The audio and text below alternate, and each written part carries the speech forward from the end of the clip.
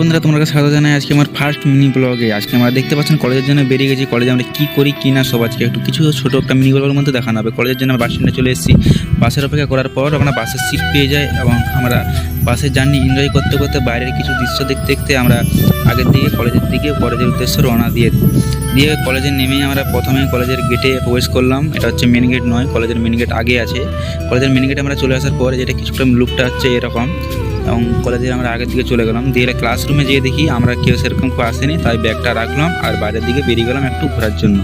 বাইরের দিকে কিছুক্ষণ ঘোরার পরে আমরা ক্লাসের উদ্দেশ্যে ক্লাসে চলে গেলাম। তারপর ক্লাস হওয়ার পর আমরা টিফিনের জন্য বাইরে বেরিয়ে গেলাম, ব্যাগ নিয়ে মাঠে কোথাও খাওয়ার জন্য বেরিয়ে গেলাম।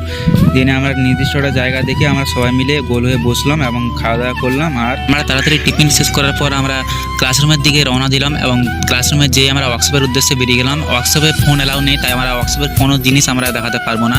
তাই ওয়ার্কশপে যাওয়ার পর আমরা